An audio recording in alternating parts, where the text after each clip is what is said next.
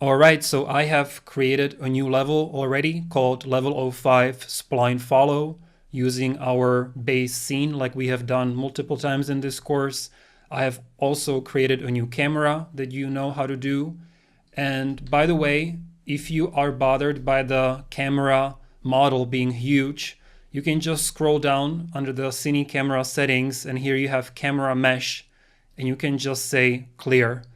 And so the camera is still there, it just doesn't have that huge model attached to it. In this lesson, we're going to learn how to create a simple spline and have the particles follow the spline. So I will go under Motion Design, Actors, and I want to create a spline actor and just click to create it. Then I want to select the GPU model, go to Location, Copy, select the spline actor, Location, Paste. And also you can reset the rotation.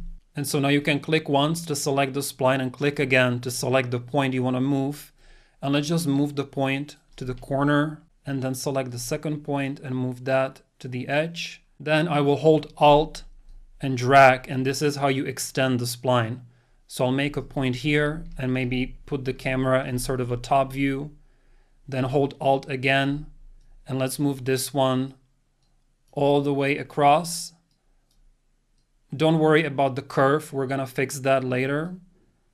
Hold Alt, make another one to this corner, hold Alt, another, and another.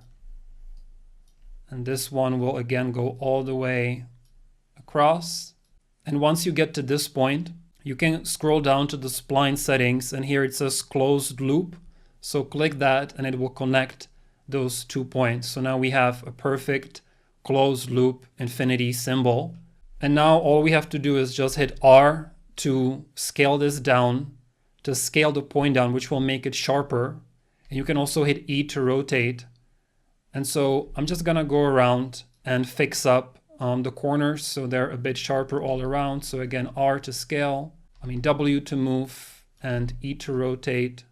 Right, so the procedure is pretty much the same for all the points. Just scale them down to make it a sharper corner and then rotate a little bit. So I'll just pause the video while I do the rest. So I'm done, and you should be looking at something like this. It doesn't have to be perfect. It's more about just learning how to use the spline. I suggest you save your work before you create the cloner as usual, and then go to Cloners, create a spline cloner. Click. And it actually needs to be in the same position as the spline for everything to appear in the right place. So I'll select the spline actor and copy the location, and then select the cloner, all, location, paste. Under the cloner layout, it's asking you which spline you want to use. So I'll just click on the arrow and select the Ava spline actor, which I've created. And now what's happening is the default cube is huge as usual. So you can just set this to 0.01 and reset the rotation for the cloner, and it should snap and start showing up along the path of the spline. So under count, set that pretty high. Let's do 250 to start. And the cubes are still just a touch too big. So first I will reset the rotation of the cubes and then set the scale to, let's say, 0.005. And so now we can just select the cloner and scroll down to lifetime, enable that. And under spawn emission mode, you want to say infinite, emission style, rate.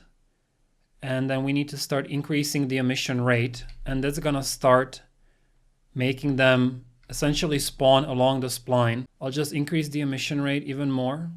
And for the lifetime, let's try 0.5 minimum and 0.5 maximum. Okay, we're gonna need more clones.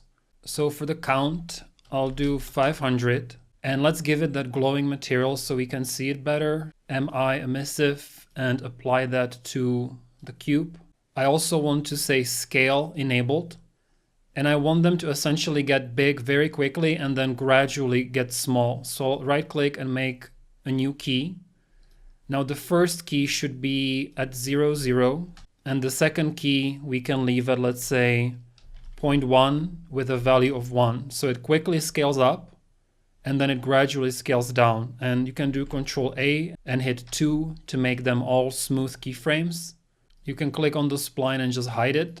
And actually this is not bad, very close to what I had. If you wanted to move faster, you need to increase the emission rate, and then you can randomize the lifetime a little bit, so maybe 0.5 and 1 or 0.75.